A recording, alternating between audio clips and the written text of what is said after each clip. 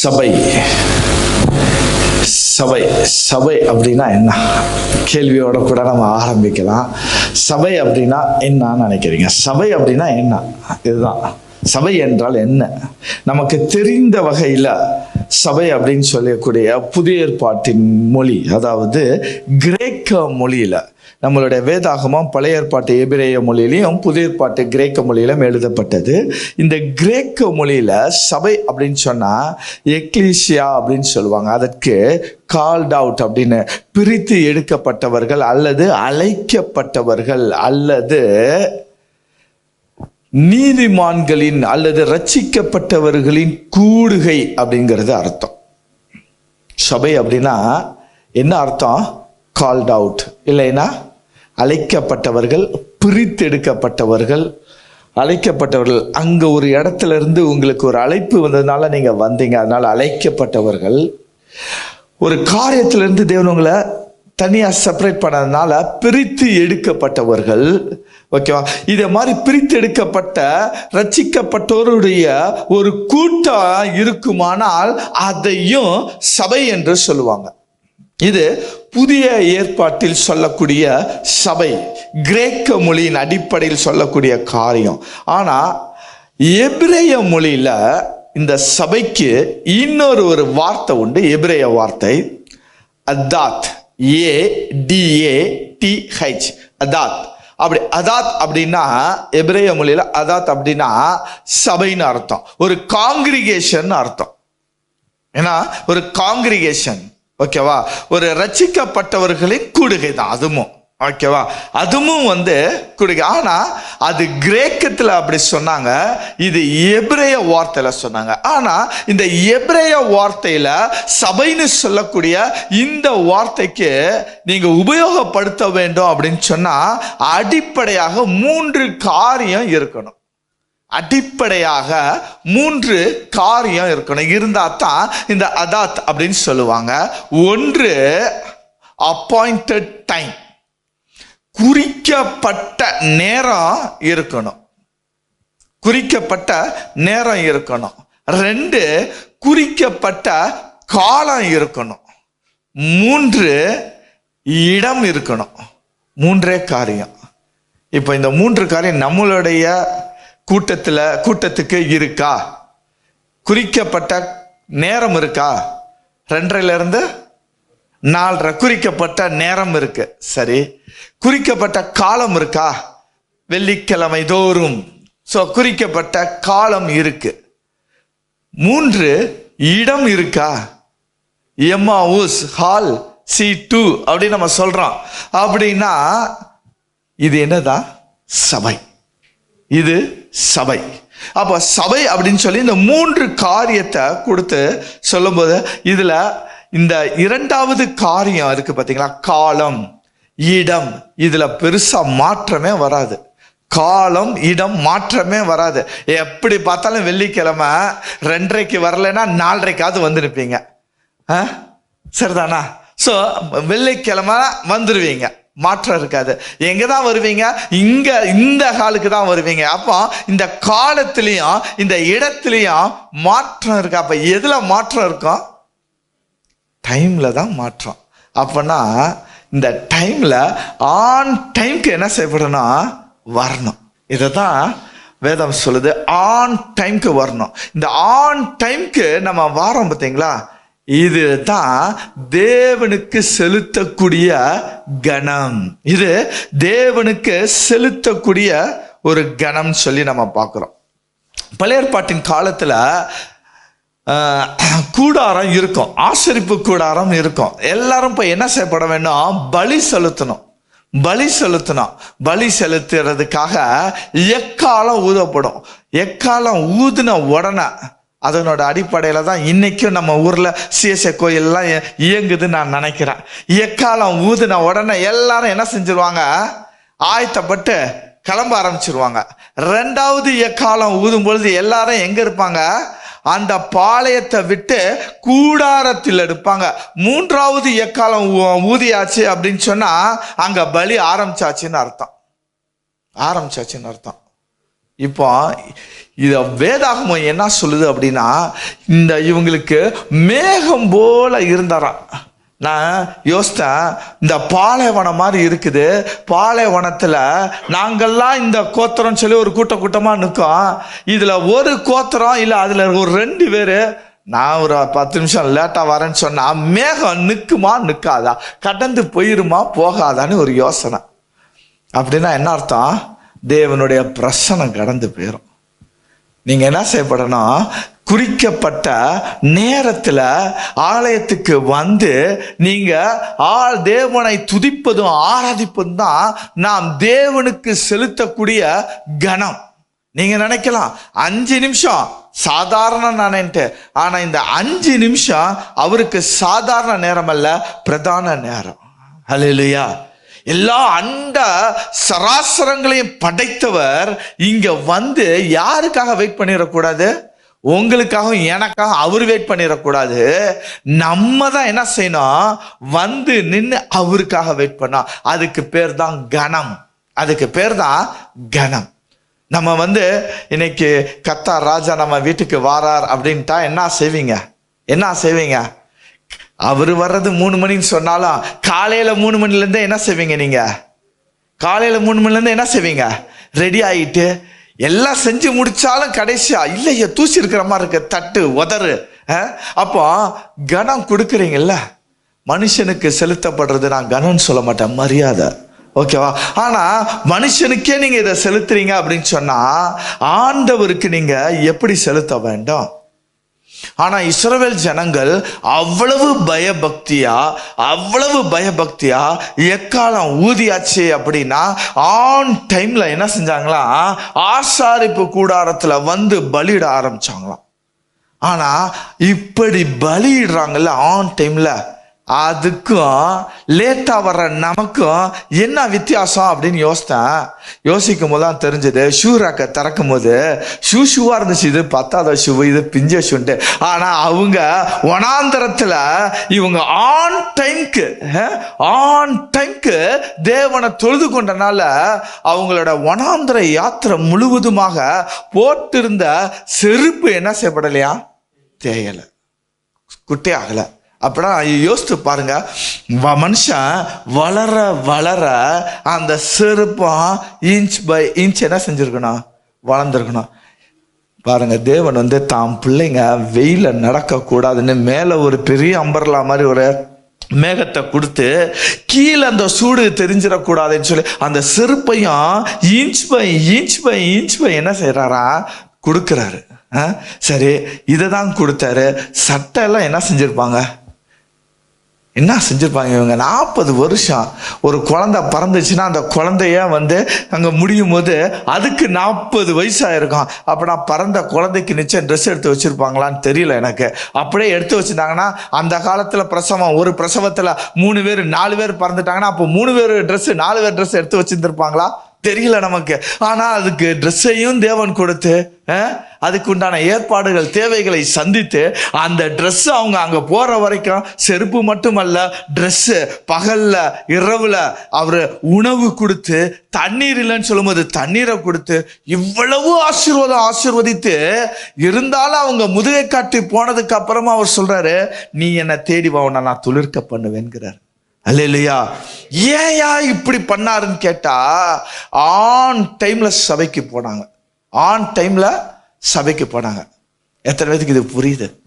On டைம்ல சபைக்கு வரக்கூடிய ஆசீர்வாதம். அல்லேலூயா, அல்லேலூயா. அப்போ ஆன் டைம்ல நீங்க சபைக்கு வந்து தேவனை போற்றி துதிக்கிறது தாங்க நம்ம அவருக்கு செய்யக்கூடிய கனம். அப்போ சபை அப்படின்னா என்ன? தேவனை கனப்படுத்தக்கூடிய ஒரு இடம் சபை. அல்லேலூயா, அல்லேலூயா. தேவனை கனப்படுத்தக்கூடிய ஒரு இடம் தான் சபை. இந்த சபையை இன்னும் ஒரு 2 காரியங்கள் நான் சொல்லி கொடுத்துட்டு அடுத்த பாயிண்ட்டுக்குள்ளாக நம்ம போவோம். இந்த சபையில ஆராதனை வேளையில இங்க யார் வந்திருக்கா? தேவன் வந்துட்டார். அதனால இன்னைக்கு பார்த்தா கண்ணை மூடுங்க, நீங்க தேவனோடு பேசுங்க. ஏன்னா எங்க 2-3 பேர் வாசம் பண்றீங்க, அவரை பற்றி பேசுறீங்க, நாவே வர்றாருன்னா அவரை பற்றி துதிக்கும் பொழுது உங்களுடைய ஆராதனையில என்ன செய்யணும் அப்படின்னா, ஆராதனையில உங்களுடைய பிரச்சனைகள் இருக்குமானால் தேவனிடத்துல சொல்லுங்க.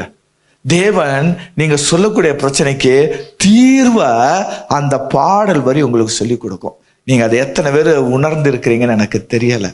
தேவன் பாடல் நேரத்துல தேவன் என்ன செய்வார், உங்களோட இடைப்படுவார், பேசுவாருங்க. அதுக்காக தான் இந்த ஆராதனை நம்ம என்ன செஞ்சிடலாம், டிவி இங்க வரணும்னு கூட அவசியம் இல்லை. ஒரு வாரம் வெயிட் பண்ணீங்கன்னா அடுத்த வியாழக்கிழமை இதே மெசேஜ் மார்நாத்தா சேனல்ல ரிலீஸ் ஆகும், பார்த்துட்டு போயிடலாம். ஆனா ஏன் உங்களை இங்க வாங்கன்னு சொல்றோம் அப்படின்னா, நீங்க வரும் பொழுதுதான் 2 காரியம். ஒன்று, நீங்க தேவனோடு பலப்படுவதற்கு அந்த ஆராதனை வேலை இருக்கும். 2, ஒரு சாட்சி இன்னொரு சாட்சிய என்ன செய்யும், உருவாக்கும். அப்போ நீங்க என்ன செய்யப்படணும், ஆராதனை வேளையில தேவன் இங்க வந்திருக்கிறார் அப்படின்னு சொன்னா பயபக்தியா இருக்கணும். வீட்டில இருந்து வரும்போதே சொல்லணும் உங்க பிள்ளைங்களுக்கு, இன்னைக்கு என்ன செய்யணும், சர்ச்சில் அமைதியா இருக்கணும், சர்ச்சில் பேசக்கூடாது. ஏன்னா பேசிட்டா என்ன அப்படிங்கிறதுக்கு நான் எக்ஸாம்பிள் எடுப்பேன், ஆனா மனசு உங்களுக்கு கஷ்டப்பட்டுரும். தேவையில்லை, நமக்கு அது வேண்டாம். நம்ம பிள்ளைகளுக்கு நல்ல காரியங்களை சொல்லி கொடுப்போம். 2வது, அடிக்கடி சொல்றாங்க பார்த்தீங்களா, கரங்களை தட்டுங்க, கரங்களை தட்டுங்க. ஏன் கரங்களை தட்டுறோம்? சரி, நீங்க உங்களுடைய கம்பெனி இருக்குது, கம்பெனியில திடீர்னு உங்களுக்கு ஒரு அவார்டு கொடுக்குறாங்க.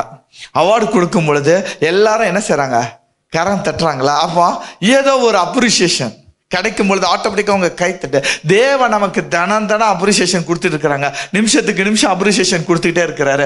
அப்ப நம்ம அவருக்கு எப்படி கனப்படுத்துறதா, கரத்தை தட்டி தான் கனப்படுத்தணும். ஹல்லேலூயா. அப்புறம் ஹல்லேலூயான்னு ஏன் சொல்றோம், ஆமென் ஏன் சொல்றோம் அப்படின்னா, தேவனுடைய வார்த்தை உங்களுக்கு வந்துகிட்டே இருக்கும். மேடையில இருந்து தேவன் பேசிட்டு இருப்பாரு உங்களோட, என் மூலமாவோ இல்ல பாடல் மூலமாகவோ இல்ல வேதத்தின் வசனங்கள் வாசிக்கிறது மூலமாகவோ ஜெபிப்பாங்க. ஜெபிக்கும் பொழுது சில வார்த்தைகள் சொல்லுவாங்க. போன வாரம் தான் நான் கேள்விப்பட்டேன், ஜெபிக்கும் பொழுது ஒரு சில வார்த்தைகள், அவங்கள குறித்ததான வார்த்தைகள் வெளிப்படும். அப்போ நீங்க என்ன செய்யப்பட வேண்டாம், ஒரு வார்த்தைகளும் வாக்கு தத்தங்களும் வெளிப்படும் பொழுது ஆம் என்றும் ஆமேன் என்றும் நீங்க என்ன செஞ்சுக்கணும், சுதந்திரிக்கணும், பெற்றுக்கொள்ளணும். தேவன் வாக்கு தத்தத்தை என்ன செஞ்சிட்டாரு, கொடுத்துட்டாரு. அதை யார் பெற்றுக்கொள்றீங்களோ அவங்களுக்கு அந்த வாக்கு தத்த கிரியை செய்யும். ஹல்லேலூயா, ஹல்லேலூயா. நான் தான் பெரிய ஆளு, கையை தூக்க மாட்டேன் அப்படின்னு நினைச்சீங்கன்னா அவர் என்ன செய்வாரு, எப்பா நீ பெரிய ஆளாவே இரு. அவர் உங்க கூட என்ன செய்ய மாட்டாரு, சண்டை போடுறதுக்கு அவர் நம்ம மனுஷன் அல்ல. ஓகேவா? அதனால கரங்களை அவர் கொடுத்தாருன்னு சொன்னா நிச்சயம் நம்ம அவருக்காக கரங்களை என்ன செய்யப்பட வேண்டாம், அசைக்கப்பட வேண்டாம். பின்னாடி நம்ம பார்ப்போம் அதை குறித்து. ஓகே, முதலாவதாக நம்ம பார்த்தோம், சபை என்பது என்னவா, கனப்படுத்தக்கூடிய ஒரு இடம். தேவனை கனப்படுத்தக்கூடிய ஒரு இடம் தான் சபை. அதனால ஆன் டைம்க்கு நம்ம என்ன செய்யப்பட வேண்டாம், தேவனை தேடி வரணும். ஓகே, 2வது, தேவனை இந்த சபை எப்படி பார்க்குது அப்படின்னா, சந்தோஷத்தை கொடுக்கக்கூடிய இடம்.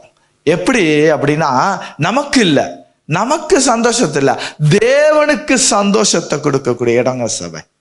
அல்லேலூயா.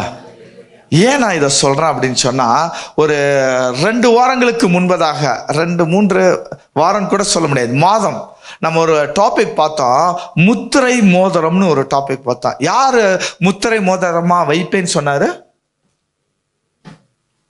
சொல்லும் போது எல்லாரும் தலையாட்டினீங்க. செருபாபேல். ஓகேவா? செருபாபேல என்ன செஞ்சாரு, நான் உன்னை முத்திரை மோதிரமாக வைப்பேன்னு சொன்னாரு. ஏன் அவர் இந்த முத்திரை மோதிரமாக வைத்தாருன்னு சொல்லி அநேக காரணங்கள் சொல்லலாம்.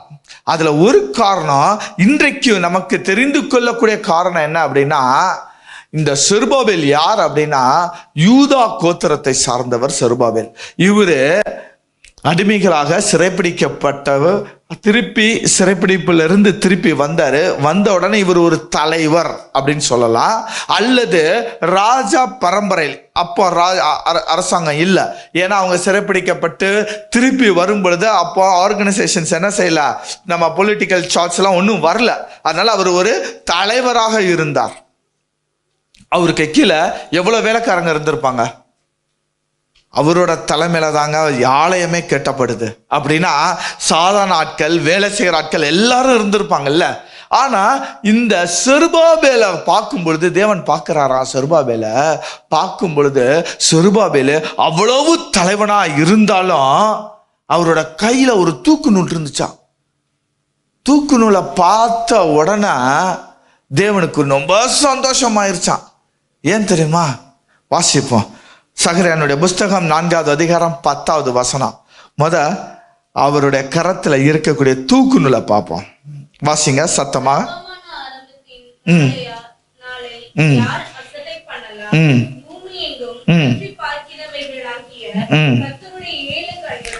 ஒரு நிமிஷம் இதுல நிறுத்துவோம். நல்லா பார்த்துக்கணும். கர்த்தருடைய ஒரு கண்கள் அல்ல, கர்த்தருடைய 7 கண்கள். இன்னொரு வகையில சொல்லணும்னா பரிபூரண கண்கள். அவருடைய பரிபூரண கண்கள். ஒரு சைடு மட்டும் அவர் பார்த்தவர்ல, முழுமையாக பரிபூரணமாக பார்க்கக்கூடிய கர்த்தருடைய 7 கண்களும். வாசிங்க.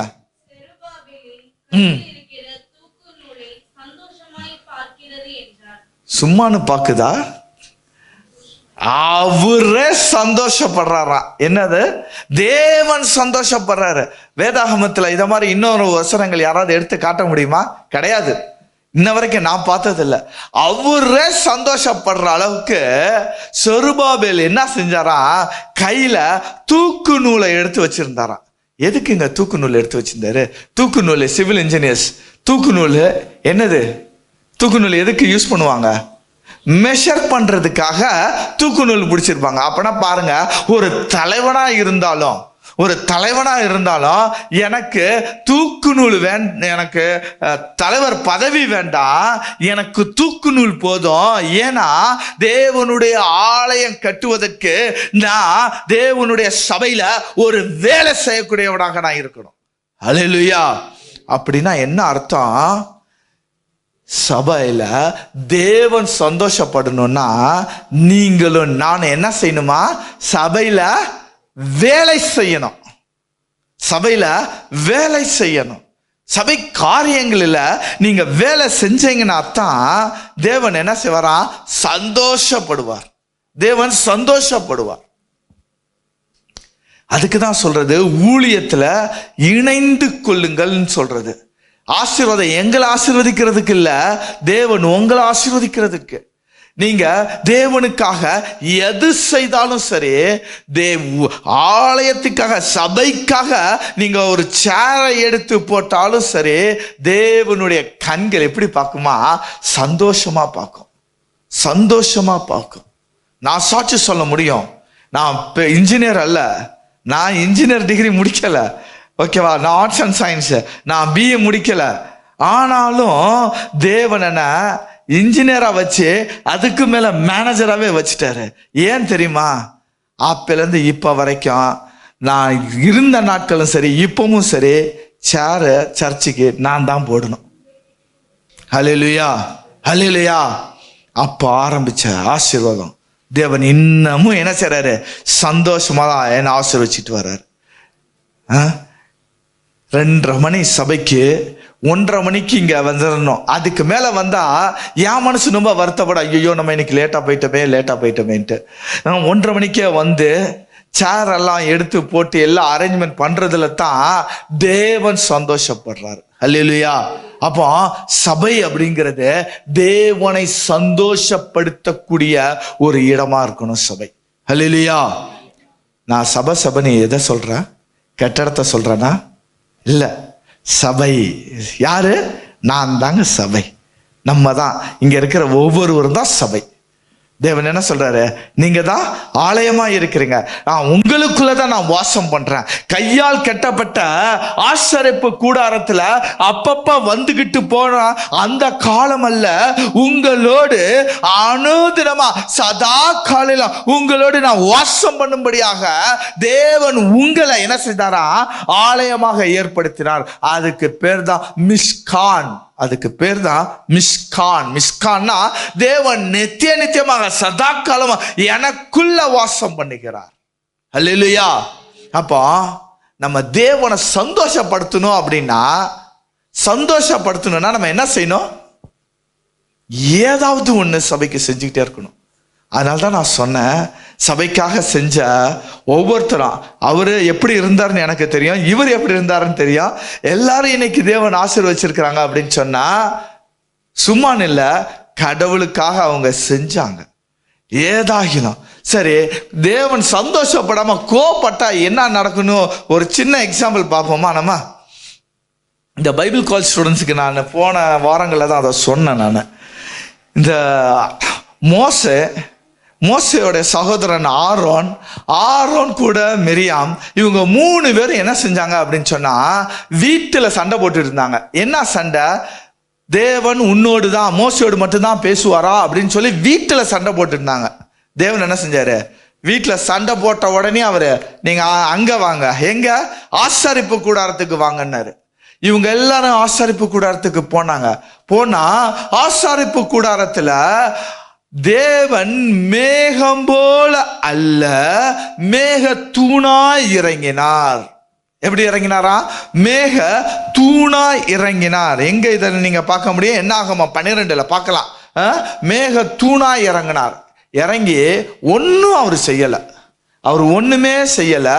நீங்க என்னுடைய தாசன் கூட என்ன செய்யக்கூடாது? இனி சண்டை போடக்கூடாது. ஒரே வார்த்தை தான், சண்டை போடக்கூடாதுன்னு சொல்லிக்கிட்டு அவரு யாரையும் பனிஷ் பண்ணல. என்ன செஞ்சிட்டாரு?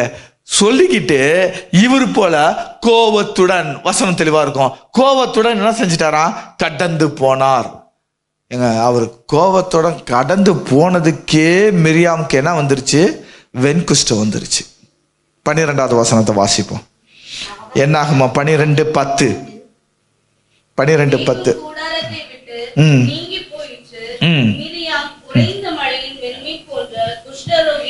ஒன்பது வாசிங்களா? ஒரு நிமிஷம்.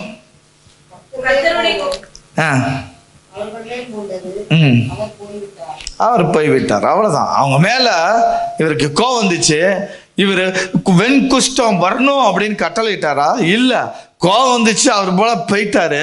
கோவத்தோட போனதுக்கே வெண்குஷ்டம் வந்துருச்சு. இப்ப சொல்லுங்க, தேவனுடைய கோபம் நமக்கு வேணுமா, இல்ல தேவனுடைய சந்தோஷம் நமக்கு வேணுமா? கோபம் இவ்வளவு கொண்டு வரும்னா சந்தோஷம் எவ்வளவு கொண்டு வரும்? ஹல்லேலூயா, ஹல்லேலூயா, ஹல்லேலூயா. அப்போ தேவனை சந்தோஷப்படுத்துறீங்கன்னா தேவன் என்ன செய்வாரவங்கள மென்மேலும் ஆசீர்வதிப்பார். அப்போ வேதம் என்ன சொல்லுது? சபை அப்படிங்கிறது என்னது? தேவனை பிரியப்படுத்தக்கூடிய ஒரு இடம் சபை. இந்த சபையில பாத்தீங்க அப்படின்னு சொன்னா, சபை அப்படிங்கிறது புதிய ஏற்பாடு என்ன சொல்லுது? சரீரம். சபைங்கிறது என்னது? சரீரம். இந்த சரீரத்துல நிறைய அவயங்கள் இருக்குது, நிறைய அவயங்கள். சரிதானே? கை ஒரு அவயம், கால் ஒரு அவயம், கண் ஒரு அவயம். இப்போ இந்த எல்லா அவயமும் சேர்ந்ததான் சரீரம். ஆனா சொல்லிட்டாரு சரீரம் தான், ஆனா அதுக்கு தலை நானுன்ட்டாரு. இப்போ கிறிஸ்துவை தலையாக கொண்ட சரீரம். அதனாலதான் நமக்கு பேர் என்னது? கிறிஸ்தவர்கள். எத்தனை பேத்துக்கு புரியுது? ஹல்லேலூயா. இப்போ இந்த அவயம் இருக்கு பாத்தீங்களா, இந்த அவயம் எல்லாமே அதனுடைய வேலையை செஞ்சிருச்சுனாவே சரீரம் என்ன செய்யும்? வளர ஆரம்பிச்சிடும். கரெக்ட் நானே? இப்போ அவயங்கள் சரியா வேலை செய்யல அப்படின்னா, நான் இங்க அவயங்கள் சொல்றது யார சொல்றேன்? உங்களை சொல்றேன், விசுவாசிகளை சொல்றேன். இப்போ அவயங்கள் சரியா வேலை செய்யல அப்படின்னா சபை என்ன செய்யாது? வளராது. சபை வளராது. அப்போ சபை வளர வேண்டும் அப்படின்னா அவயங்கள் என்ன செய்யணும்? செயல்பட ஆரம்பிக்கணும். அதன் வேலையை செஞ்சா போதும். சில நேரங்கள்ல நமக்கு ஒரு விசுவாசிகளும் உங்களை தேவன் என்ன அவயமா வைத்திருக்கிறார் நமக்கு தெரியாது, எனக்கு தெரியாது. ஆனா நீங்களும் கண்டுபிடிக்கலாம், நானும் அதை கண்டு கொள்ளலாம். எப்படி அப்படின்னா, ஒரு சின்ன எக்ஸாம்பிள் சொல்றேன்னா, ஒருவேளை ஒரு சகோதரனை சபைக்கு தேவன் கண்ணா வைத்திருக்கலாம், இன்னொரு ஆளை காலா வைத்திருக்கலாம். இப்போ மோசையை பார்த்தீங்கன்னா, மோசையோட மாமனார் யாரு? பொண்டாட்டியோட அப்பா. ஓகே, அவருடைய மகன் பேரு கண்டுபிடிங்க. ஓகே, இப்ப யாரு அவரு? மோசைக்கு யாரு அது? பொண்டாட்டியோட தம்பி, சகலையா, மச்சான், ஏதோ ஒன்று, ரைட். இப்போ அவனை கூப்பிட்டு சொல்றாரு, நாங்க போகிறோம், தேவன் எங்களுக்கு வாக்குத்தத்தம் பண்ணப்பட்ட இடத்துக்கு நாங்க போறோம், நீ மீதியானா இருக்கிற, நீ எங்களோட வா, உனக்கு இந்த இடம்லாம் ஃபெமிலியரு, அதனால நீ எங்களுக்கு என்னவா இருக்கணுமா? கண்ணா இருக்கணும். எப்படி இருக்கணும்? கண்ணா இருக்கணும். நாங்க எங்க போகணும், எங்க இறங்கணும், பாலம் இறங்கணும்னு சொல்லி நீ என்ன செய்ய, எங்களுக்கு சொல்லி கொடு அப்படின்னு சொல்லி அவர் என்ன செய்றாரு? கண்ணா இருன்னு சொல்லி ஓபாவை சொன்னாரு. என்ன பேரு? ஓபா. ஓகேவா? ஓபாவை கூப்பிட்டு நீ என்ன செய்ய, எங்களுக்கு கண்ணா இருன்னாரு. அப்போ திருச்சபையில ஒரு சில பேர் என்ன செய்வாங்க? கண்ணா இருப்பாங்க. இந்த கண்ணா இருக்கிறவங்க என்ன செய்வாங்க? ஆலோசனை சொல்லுவாங்க. சபை இப்படி கொண்டு போலாங்க, சபை இப்படி செய்யலாங்க அப்படின்னு சொல்லி ஆலோசனை சொல்லுவாங்க. எங்க பாளையம் இறங்கணும், என்ன யாதுன்னு சொல்லி கைட் பண்ணக்கூடியவர் தாங்க கண்ணு. ஆனா சில நேரங்கள்ல சில கம்ப்ளைண்ட் என்ன வரும்? நாங்க என்னதான் பாஸ்டர்கிட்ட சொன்னாலும் பாஸ்டர் கேட்க மாட்டேங்கிறாரு. ஏன் கேட்க மாட்டேங்கிறாரு? ஏன்னா தேவன் உங்களை என்னவா வைக்கல? கண்ணா வைக்கல. அப்போ நீங்க எந்த அவையங்கிறத நீங்க பார்க்கணும். நீங்கெல்லாம் இப்போ நல்லா பார்த்துக்கணும். ஒரு எக்ஸாம்பிளுக்கு சொல்கிறேன், ஒரு 30 பேர் இருக்கிறீங்கன்னா 30 பேரை நான் கண்ணாக தான் இருப்பேன் அப்படின்னா காலுக்கு எங்கே போகிறது, கைக்கு எங்கே போகிறது? அப்போ ஒரு அவயமாக தான் இருக்க முடியும். சத்தனா சரீரம் முழுவதும் கண்ணாவே இருக்க முடியாது. அப்போ ஒரு ஆளுக்கு அவங்களுடைய தகுதிக்கு தகுந்தபடி தேவன் ஒரு அவயமாக ஒரு ஆளையும் என்ன செய்றாரு? ஏற்படுத்துறாரு. அப்போ நீங்க பார்க்கணும், எனக்கு முழங்கால் போடக்கூடிய வேலை அதிகமாக வருது அப்படின்னா தேவன் உங்களை என்னவா செஞ்சிருக்கிறாரு? ஜப வீரனா வச்சிருக்கிறாரு. அல்லேலூயா. தேவன் என்ன செஞ்சிருக்கிறாரு? கண்ணா வச்சிருக்கிறாரு, காலா வச்சிருக்கிறாரு. அப்படின்னா உங்களை சபையில சுவிசேஷகனுடைய வேலையை செய்யறதுக்காக வச்சிருக்கிறாரு. சுவிசேஷகனுடைய பாதம் மலையின் மேல எப்படி இருக்குதா? அழகா இருக்குது. ஸோ உங்களுக்கு என்ன அவயமாக நீங்க செயல்படுறீங்க, ஆனா ஒன்று, எந்த அவயமா இருந்தாலும் அந்த அவயம் அதனதின் வேலையை செய்யும் பொழுது சரீரம் வளர்ச்சி அடையும், சபை வளர்ச்சி அடையும். ஹல்லேலூயா, ஹல்லேலூயா. ஆனா இந்த கைக்கும் காலுக்கும் மட்டும் என்ன செஞ்சிட்டாரு? நிறைய பிரான்ச்சஸ் கொடுத்துட்டாரு. 10 விரல் கொடுத்துட்டாரு. கைக்கு காலுக்கும் 10 விரல். ஏன் தெரியுமா? நீ என்ன வேணாலும் இரு, ஆனா கைக்கும் காலுக்கும் அதிகமா வேலையை கொடு. என்ன அர்த்தம்? ஒன்று, ஊழியத்துக்கு நீ என்ன செய்யணும்? சப்போர்ட் பண்ண. நீ கொடு. நம்ம இது வரைக்கும் காணிக்கை குறித்து பேசினது இல்லை, இருந்தாலும் ஒரு சில காரியங்களை சொல்ல வேண்டும் அப்படிங்கன்னு சொல்லி நான் வாஞ்சிக்கிறேன். ஸோ ஊழியத்துக்கு நீ என்ன செய்ய? கொடு. 2, அதிகமா சுவிசேஷனுடைய வேலையை செய். அப்படின்னாரு. ஓகே, கொடுக்கிறத பத்தி தேவன் சொல்றாரு, நீங்க எப்படி கொடுக்க வேணும்? உற்சாகமாக, மனம் உகந்து என்ன செய்யணும்? கொடுக்கணும். ஓகே, கொடுக்கறத குறித்து, தசம்பாவத்தை குறித்து, காணிக்கை குறித்து நிறைய காரியங்கள் வேதாகமத்தின் அடிப்படையில் பார்க்க முடியும். ஆனா கொஞ்சம் வித்தியாசமான கண்ணோட்டத்துல நம்ம பார்ப்போம் அப்படின்னு சொன்னா நம்மளோட எடுத்து வாசிப்போம். யோவான் 6வது அதிகாரம் 5, 6, 7 வசனங்களை வாசிப்போம். யோவான் 6வது அதிகாரம் 5, 6, 7.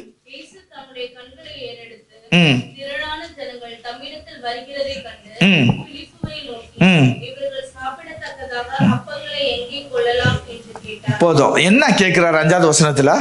எங்க போய் இந்த மக்களுக்கு எங்க போய் சாப்பாடு வாங்கலாம் சொல்லு. ஜைட்டூன்ல வாங்கலாமா, எம்ஆர்ஐ வாங்கலாமா? எனக்கு இந்த 2 தான் தெரியும். ஜைட்டூன்ல வாங்கலாமா, எம்ஆர்ஐல வாங்கலாமான்னு கேட்கிறாரு. சரி, 6வது வசனம்.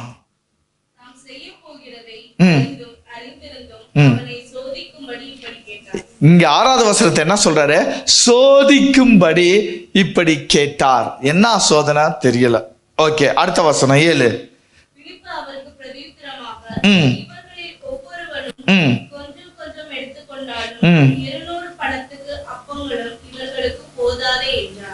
அவர் கேட்ட கேள்வி என்ன, இவர் சொன்ன பதில் என்ன?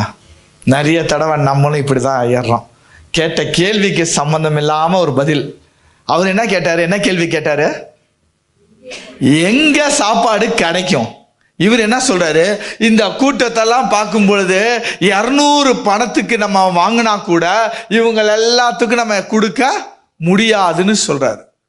சரிதானா? கேட்ட கேள்விக்கு பதில் வந்துருச்சா? வரல. கேட்ட கேள்விக்கு பதில் வரல. ஆனா இதுக்கு இடையில ஒரு வார்த்தை வருது, சோதிக்கும்படியாக. என்ன சோதனை? ஓகே, பிலிப்பு அப்படின்னு சொன்னா என்ன அர்த்தம்? பிலிப்பு என்றால் என்ன அர்த்தம்? குதிரை பிரியர்னு அர்த்தம். அந்த காலத்துல என்ன செஞ்சாங்களா, குதிரையில என்ன செஞ்சாங்க, போயிட்டு வந்துட்டு இருந்தாங்க ரோமர்கள் குதிரையில. பிலிப்புக்கு ஆசை, என்ன ஆசை அப்படின்னா குதிரை வாங்கணும்னு ஆசை. இது ஒரு ஹிஸ்டாரிக்கலோடைய ஒரு விளக்கம் தான் இது. அவருக்கு என்ன ஆசை? குதிரையை வாங்கணும்னு ஆசை. அதனால என்ன செஞ்சாரா, ஒரு குதிரை எவ்வளவா, 200 காசு, 200 பணம் குதிரை. இப்போ அவர் அந்த 200 காசை, 200 பணத்தை வச்சிட்டு இருக்கிறாரு. எதுக்கு வச்சிட்டு இருக்கிறாரு? குதிரை வாங்குறதுக்கு. இப்ப தேவன் கேட்கிறாரு, சாப்பாடு எங்க வாங்கணும்? ஐயோ, இப்ப நம்ம சொன்னோம்னா நம்மளுடைய காசு என்ன பெயிருமே அப்படின்னு சொல்லிவிட்டு ரொம்ப ஞானமா அவரோட நினைப்பு, ரொம்ப ஸ்மார்ட்டா நம்ம பதில் சொல்றோம்னு சொல்லிவிட்டு என்ன சொல்றாரு? ஐயா, இந்த 200 ரூபாய்க்கு வாங்கினா கூட அது வந்துடும். பார்த்தீங்களா, தப்பு பண்ணும்போது 200 ரூபாய்க்கு வாங்கினா கூட இதெல்லாம் பத்தாது அப்படிங்கிறாரு. அவரு பார்த்துக்கிட்டு என்ன சொல்றாரு? இதுதான் சோதனை. என்ன சோதனை? இதுதான் சோதனை. நிறைய நேரத்துல நம்மளும் காசு இருக்கும் நம்ம கிட்ட, இத கொடுக்கலாமா வேண்டாமா, நம்ம அந்த காரியத்துக்காக வைத்திருக்கிறோம். சபைக்கு திடீர்னு வந்தா சபையில திடீர்னு காணிக்கை எடுக்கிறாங்க. நமக்கும் சில நேரத்துல குழப்பங்களாயிருது. ஓகே, அடுத்த வசனம் வாசிப்போம். சரி, நேரம் இல்லை, அதனால அடுத்தது நான் அப்படியே கொண்டு போறேன். அடுத்ததுல யாரு வரா? சீமோன் பேதுருவின் சகோதரனாகிய அந்திரேயா வராரு. இப்ப அந்திரேயா என்ன சொல்றாரு? கூடயே அந்திரேயா வராரு. அந்திரேயா அப்படின்னா கபடற்றவன் அர்த்தம். அந்திரேயானா என்ன அர்த்தம்? கபடற்றவன். அவருக்கு இந்த சொல்லுவோம்ல, வெள்ளாந்தி மனசா, வெள்ள மனசு. ஓகே, ஏதோ ஒன்று என்னன்னே யாருக்கும் தீங்கு நினைக்காத ஒரு நல்ல மனசு. இவருக்கு கேட்டா வந்தோடனே இவர் என்ன சொல்றாரு? ஒரு பையன் இருக்கான், அவனுக்கு எத்தனை இருக்கு? 5 அப்பம் 2 மீன் இருக்கு அப்படின்ட்டு. நான் நினைக்கிறேன் இவருக்கு இதுதான் வேலையா? அப்படி இருக்காது, அப்படி இருக்காது. அப்ப அந்த பையன் பார்த்துருந்துருப்பான், என்னடா இவங்க இவ்வளவு தூரம் வேலை செய்றாங்க, சரி நம்ம என்ன செய்யலாம், இதை அவங்களுக்கு சாப்பிட கொடுக்கலாமே, உங்களுக்கு வேணா சொல்லுங்க, என்கிட்ட இருக்குன்னு ஏதோ சொல்லியிருந்திருப்பாரு. அதை வச்சு இவர் வந்துட்டாரு. 5 அப்பம் 2 மீன் இருக்குது அப்படின்ட்டு. அப்பவும் அவர் சொல்றாரு, இந்த 5 அப்பம் 2 மீனை வச்சு முடியுமா? முடியாது. அப்போ இவரும் முடியாதுன்னு தான் சொல்றாரு, அவரும் முடியாதுன்னு தான் சொல்றாரு. ஆனாலும் அந்திரேயாவுடைய நினைப்பு என்னன்னா, நிச்சயம் தேவன் என்ன செய்வார், வல்லமா ஏற்கனவே மரித்தவங்களே உயிரோடு எழுப்பி இருக்கிறாரு, ரைட், கொடுக்கிறாரு. அப்போ கொடுக்கறதுல பாத்தீங்க அப்படின்னா நம்ம எப்படி கொடுக்கிறோம்? பிலிப்பை போல கொடுக்கிறோமா, அந்திரேயாவை போல கொடுக்கிறோமா? இதுதான் இங்க முக்கியம். நம்ம எப்படி கொடுக்கிறோம்? நம்மளுடைய கரம் அந்திரேயாவை போல என்னால முடியல, ஆனா அங்க ஒரு ஆள் இருக்கிறாரு, அவர்கிட்ட இருந்து வாங்கிக்கிட்டு நான் வரேன், நீங்க என்ன செய்யுங்க, எல்லாத்துக்கும் கொடுங்க, இது பத்துமா நீங்க பாத்துக்கோங்க, ஆனா எனக்கு ஒண்ணு தெரியும், அங்க ஒருத்தங்கிட்ட இருக்கு, நான் கொண்டு வாங்கிட்டு வரேன். ஸோ அவங்கிட்ட இல்லாம இருந்தாலும் வாங்கி கொடுக்கக்கூடிய ஒரு நினப்பு இருக்குது. இன்னைக்கு நம்ம கிட்ட கொடுக்கிற காரியத்துல எப்படி இருக்கு? பிலிப்பை போல இருக்கிறோமா, அந்திரேயாவை போல நம்ம இருக்கிறோமா? இதுதான் கேள்வி. ஓகே, 2வது, நம்ம அதிகமான காரியங்கள் பார்த்தீங்க அப்படின்னா தசம பாகத்தை எடுத்து நம்ம என்ன செஞ்சிடறோம், ஒரு பாதி இங்க, பாதி ஊருக்கு, பாதி கத்தாருக்கு, பாதி எனக்கு தெரிஞ்ச சபைக்கு நம்ம கொடுக்கறது இயல்பு தான். ஆனா தேவன் சொல்லிட்டாரு, 10ல் 1 பாகத்தை நீ என்ன செஞ்சிரு, ஆலயத்துல வச்சிருந்தாரு. 10ல் 1 பாகத்தை நீ என்ன செஞ்சிடணும், ஆலயத்தில் வச்சிடணும். ஏன் ஆலயத்தில் வைக்கணும்? அதுதாங்க ஆலயத்தை போஷிக்கக்கூடியது, ஆலயத்தின் தேவைகளை சந்திக்கக்கூடியது, அதான் ஆலயத்தை போஷிக்கக்கூடியது. இப்ப இந்த சரீரம் வளரணும் அப்படின்னா ஒரு ஆகாரம் போஷிக்கணும். போஷித்தானே இந்த சரீரம் வளரும். அதே மாதிரி அவர் சொல்றாரு, சபை போஷிக்கப்பட வேண்டும் அப்படின்னு சொன்னா, ஊழியம் வளர வேண்டும் சொன்னா நீ என்ன செய்ய, 10ல் 1 பாகமாகிய தசம்பாகத்தை கொண்டு வந்து கொடு. ரைட். இப்போ 5 அப்பம் 2 மீனை கொடுத்தாங்க. கொடுத்த உடனே அவர் அப்படியே 5 அப்பம் 2 மீன் என்னவா மாத்தினாரு, 5000 பேத்துக்கு. அப்போ பிரிச்சு கொடுக்கக்கூடிய வேலை யாரோட வேலை? அவரோட வேலை. நம்ம என்ன செஞ்சிடக்கூடாது, நான் பிரிச்சு கொடுக்குறேன்னு சொல்லி அவரோட வேலையை நீங்க எடுத்துடக்கூடாது. எத்தனை பேத்துக்கு புரியுது? அவரோட வேலையை நீங்க எடுத்துடக்கூடாது. பிரிச்சு நம்மளோட வேலை கொடுக்கறது மட்டும்தான் நம்மளோட வேலை. இது யாருக்கு போகுது யாருக்கு வருதுன்னு செய்யக்கூடாது, கணக்கு பார்க்கக்கூடாது. 2, இதே காரியத்தை உங்களோட பெற்றோர்களுக்கும் நீங்க செய்யணும். இதையே தான் உங்க பெற்றோர்களுக்கு செய்யணும். பெற்றோர்களுக்கு நீங்க கொடுக்கறத அது உங்களுடைய கடமை, நீங்க செய்யணும். திருப்பி அதை அவங்க யாருக்கு கொடுக்குறாங்க, யாருக்கு செலவு பண்றாங்கிறது நமக்கு தேவையில்ல. எத்தனை பேர் இந்த மாதிரி செய்றீங்களோ அவங்கள தேவன் ஆசீர்வதிப்பார். ஓகேவா? ஸோ நீங்கள் கொடுக்கறது மட்டும்தான் நம்மளோட கடமை. ஏன் இதை அக்காவுக்கு கொடுத்துட்டீங்க, தங்கச்சிக்கு கொடுத்துட்டீங்க, தம்பிக்கு கொடுத்துட்டீங்க, அண்ணனுக்கு பிரித்து கொடுப்பது தகப்பனவருடைய வேலை. நம்மளோட வேலை கொடுக்கறது மட்டும்தான். ஸோ அந்த காரியத்தில் கிளியராக இருங்க. ரைட். 3வது காரியம், இதே காரியத்தில் 3வது ஒரு காரியம் பார்த்தீங்க அப்படின்னு சொன்னால், இந்த எங்கே கொடுக்கணும் அப்படின்னா, இதுக்கு தேவன் ஆலயம் அப்படின்னு சொல்லிட்டாரு. மல்கியால சொல்கிறார், நான் உங்களை நீங்க என்ன சோதித்து பாருங்க, நான் உங்களுக்கு ஆசீர்வதிக்கிறேனா வதிக்க மாட்டேனான்னு சொல்லி என்னை சோதித்து பாருங்க. நீங்க என்ன பண்டகசாலையில கொண்டு வந்து வச்சுட்டீங்க அப்படின்னா இடங்கொள்ளா போக மட்டும், வானத்தின் பலகணிகளை திறந்து இடங்கொள்ளா போக மட்டும் உங்களை நான் ஆசீர்வதிப்பனா ஆசீர்வதிக்க மாட்டேனான்னு என்னை சோதித்து பாருங்கன்ட்டு பெட்டு கட்டுறாரு நம்ம கிட்ட. சும்மானு சொல்ல, பெட்டு கட்டுறாரு. அப்படின்னா என்ன அர்த்தம்? நீ வச்சேன்னா கண்டிப்பா நான் அவனை ஆசீர்வதிப்பேன். இதுதான் அவர் சொல்ல வரக்கூடிய காரியம். ஓகே, இப்ப நான் எங்க வைக்கிறது? தேவன் ஒரு சின்ன எக்ஸாம்பிள் மட்டும். எங்க வைக்கிறது அப்படின்னா, போயிட்டு ஜெயம் எடுத்துக்கிட்டு வராரு ஆபிரகாம். ஆதியாகமத்துல ஜெயம் எடுத்துட்டு வராரு. இப்போ இந்த ஆபிரகாமை எதிர்த்து வர்றது யாரு? மெல்கிசதேக். ஆபிரகாமை எதிர்த்து மெல்கிசதேக் வராரு. மெல்கிசதேக் வந்தானா மெல்கிசதேக் என்ன கொடுக்குறாரு? அப்பமும் திராட்சை ரசமும் கொடுக்கிறாரு. கொடுத்தோட அவர் பதிலுக்கு என்ன கொடுத்தாரு? அவர் அங்க போய் கொள்ளையிட்டு கொண்டு வராரு. இப்ப இதெல்லாம் என்னோடது. தன்னுடையதுல இருந்து யாருக்கு எடுத்து கொடுத்தாரு? யாருக்கிட்ட இருந்து அப்பமும் திராட்சை ரசமும் வாங்கினாரோ, யாரு உங்களை போஷிக்கிறாங்களோ, எது உங்களை போஷிக்குதோ அதுக்கு தான் நீங்க கொடுக்கணும். இதுதான் பைபிளோட நீதியாக ஆதியாகமோட புஸ்தகம் சொல்லுது. ஓகே, இன்னும் ஒரு காரியத்தை இது வரும்போதே இன்னொரு காரியம் சொல்லணும்னு தோணுது. நாம எங்க இருக்கணும் அப்படின்னு முதல்ல தெரிஞ்சுக்கணும். எங்க நம்ம இருக்கணும் அப்படின்னு சொன்னா, எது நம்மளுடைய வளர்ச்சிக்கு ஏதுவாக இருக்குதோ அந்த இடத்துல தான் இங்க இருக்கணும். எத்தனை பேர் இந்த நடுறதை பார்த்துருக்கீங்க?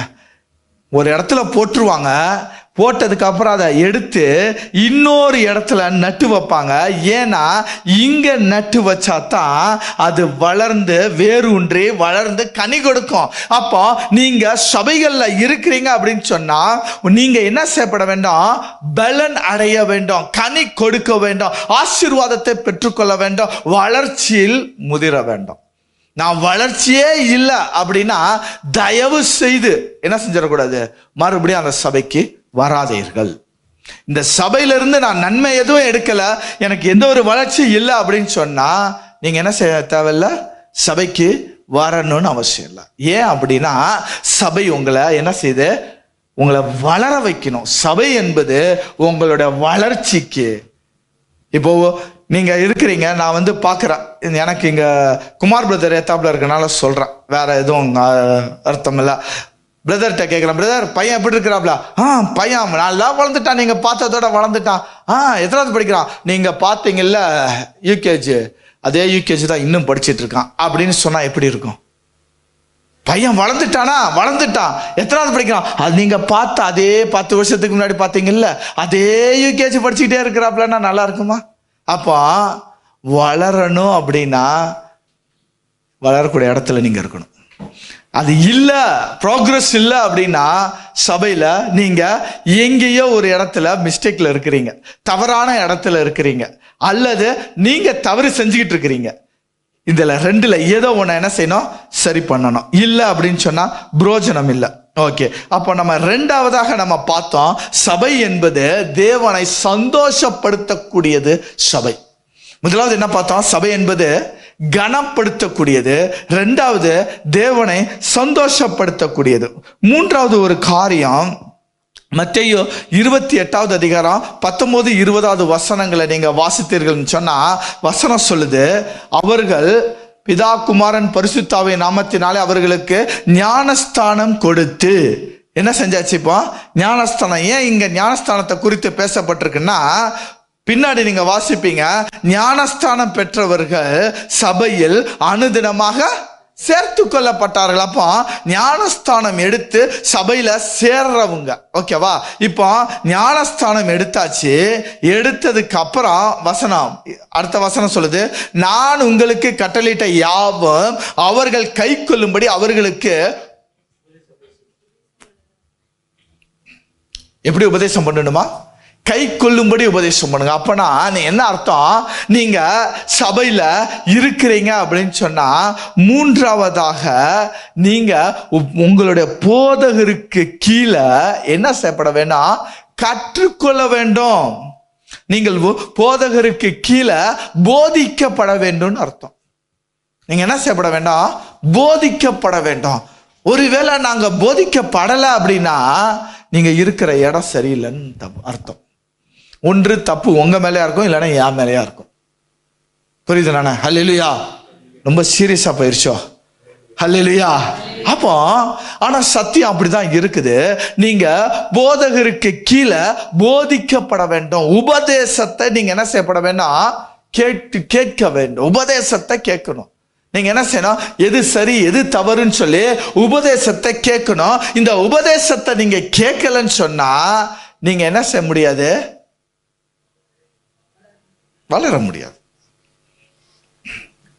ஒரு உவமை தேவன் சொல்றாரு, விதையை எடுக்கிறாரு, விதையை குறித்ததான உவமை சொல்றாரு. சொல்லக்கூடிய இடத்துல என்னென்ன விதை சொல்றாரு? விதைங்கிறது என்னவா? வசனம். விதைங்கிறது என்னது? வசனம். ஓகே, வசனத்தை எடுத்தாச்சு. ஒரு 4 இடத்த சொல்றாரு. முதல் இடம் என்னவா? வழியருகே. இவங்கெல்லாம் என்ன ஆண்ட வேலை போயிட்டு இருக்கும் போதே வசனத்தை கேட்கிறவங்க. ரைட், ஓகே, விட்டுருங்க, அவங்கள விட்டுருங்க. அடுத்த ஒரு இடம் சொல்றாரு, கற்பாறை. இவங்க என்ன செய்வாங்க? ஓ, சத்தியம் நல்லா இருக்கே அப்படின்னு வந்துருவாங்க. ஆனா ஒரு ஷார்ட் பீரியட் தான். அதுக்கப்புறம் பிரச்சனைகள்னு வந்த உடனே சோர்ந்து உட்கார்ந்துறது. அடுத்தது முள்ளுள்ள இடங்கள். இது எல்லாமே எங்க நீங்க பார்க்கலாம்னா மத்தேயு 13வது அதிகாரத்துல பார்க்கலாம், மார்க் 4ல பார்க்கலாம், லூக்கா 8ல பார்க்கலாம். ஓகேவா? அப்போ 3வது பார்க்கிறாரு, முள்ளுள்ள இடங்களில். நல்லதா இருக்கு சத்தியம், ஆனா எங்க அப்பாவை பார்க்கணும், என் ஒய்ஃபை பார்க்கணும், உலக பிரகாரமான காரியத்தினால என்ன செய்ய முடியாது? வளராமல் தடைப்படக்கூடிய ஒரு வாழ்க்கை தான் முள்ளுள்ள இடங்களில். 4வது ஒரு இடம். அது என்ன இடம்? அது என்ன நிலமா? நல்ல நிலம். பாருங்க, நல்ல நிலம். ஓகே, இந்த விதை என்ன விதையா இருக்கும்? நிச்சயம் அது நல்ல விதையாக தான் இருக்கும் அப்படின்னா. ஸோ நல்ல விதை நல்ல இடத்துல என்ன செய்யப்படுது? விழுகுது. விழுந்தா ஒரு வசனத்தை மட்டும் நம்ம வாசிப்போம். மார்க்கினுடைய புஸ்தகம் 8வது வசனம் வாசிங்க. 8வது வசனம் 30, 60, 100 அப்படின்னு சொல்லி அந்த வசனத்துல வரும். சில விதையோ நல்ல நிலத்தில் விழுந்து சிலது 100ஆகவும் சிலது 60ஆகவும் சிலது 30ஆகவும் பலன் தந்தது. போதும். இப்போ பாருங்க, இந்த விதை நல்ல விதை, நிலமும் நல்ல நிலம், விதைச்சாச்சு. ஆனா பலன் எப்படி கொடுக்குதா? ஒரு விதை 100 பலன் கொடுக்குது, இன்னொரு இது 60 பலன் கொடுக்குது, இன்னொரு இது 30 பலன் கொடுக்குது. ஏன்? விதை நல்ல விதை தானே, இடமும் நல்ல இடம் தானே. அப்ப எல்லாமே ஈக்குவலா ஏன் கொடுக்கல? லாஜிக் தானே, ஏன் கொடுக்கல? ஒரு வசனத்தை நம்ம வாசிப்போம். இப்போ லூக்கா 8வது அதிகாரம் 18வது வசனத்தை வாசிங்க. லூக்கா 8:18 சத்தமா வாசிங்க. ஆதலால் நீங்கள் கேட்கிற விதத்தை குறித்து கவனியுங்கள். இதுக்கு முன்னாடி தான் அந்த ஊமை வருது. ஓகே, அப்புறம் என்ன அர்த்தம்? தேவன் சொல்றாரு, வசனத்தை நீ எடுக்கிற இல்ல, நீ 30% எடுத்தீங்கன்னா உனக்கு பலன் 30% தான் உன்னால கொடுக்க முடியும். நீ 60% எடுத்துக்கொண்டேனா நீ 60% பலன் கொடுப்ப. நீ 100% ரிசீவ் பண்ணிட்டேனா நீ 100% பலன் கொடுப்ப.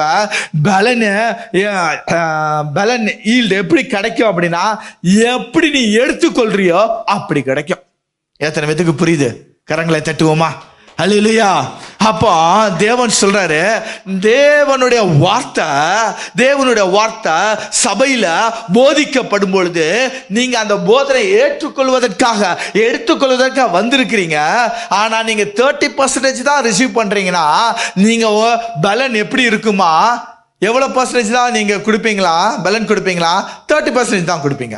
நான் வந்த சபையில ஆனா தேவனோடு இடைப்பட்டேன், பேசின வார்த்தை எனக்காக தேவன் பேசினான்னு சொல்லி அந்த வார்த்தையை அப்படியே நீங்க எடுத்துக்கொண்டீங்கன்னா 100% எடுத்துக்கொண்டீங்கன்னா தேவன் சொல்றாரு, நீ பலன் கொடுப்ப.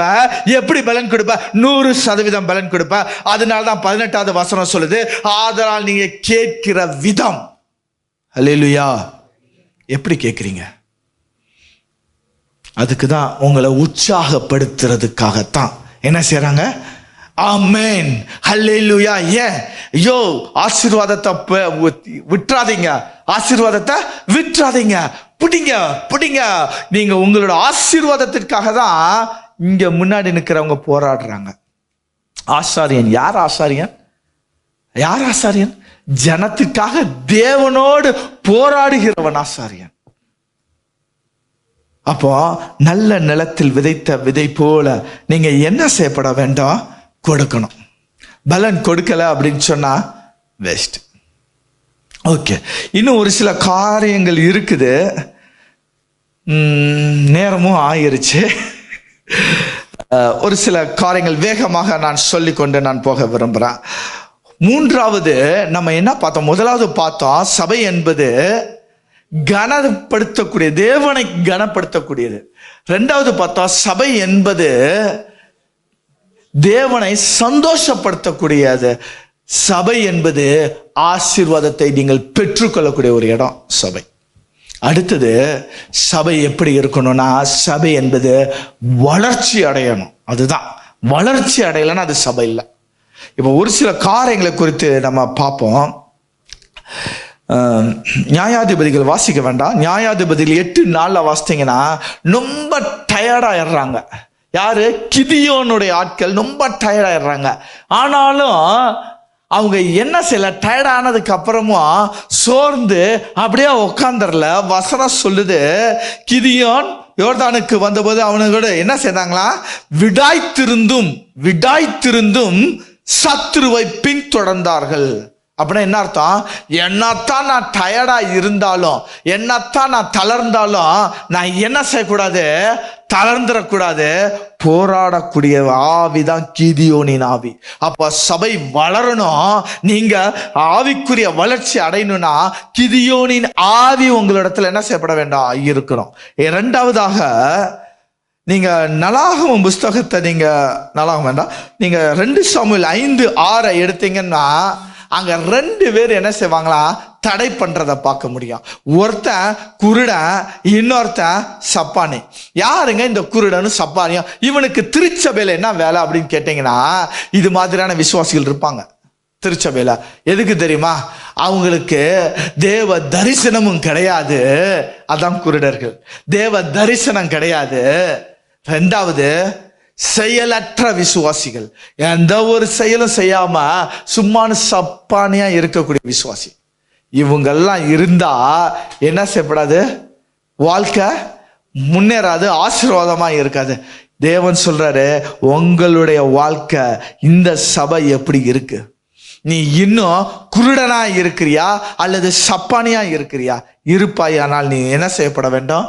மாறிக்கொள்ளணும். இல்லை அப்படின்னா வளர்ச்சி கிடையாதுன்னு சொல்றாரு.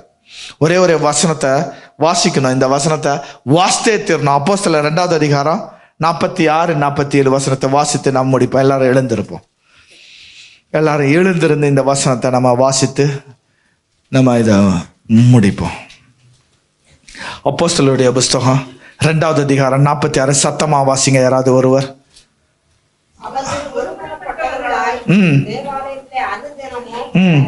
நிறுத்துவான்.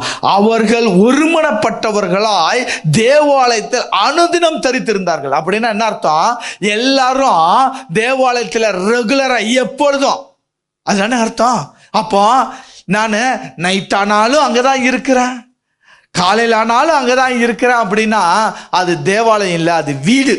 அது வீடு, அதனால வீடு.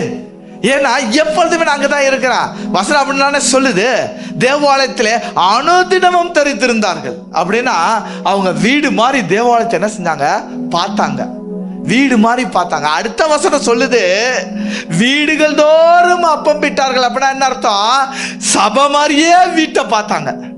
சபை மாதிரியே வீட்டை பார்த்து என்ன செஞ்சாங்க? வீட்டில் சபையில நானே அப்பம் பிடுவோம், அதே மாதிரி வீட்டில் என்ன செஞ்சாங்களா? அப்பம் பிட்டாங்க.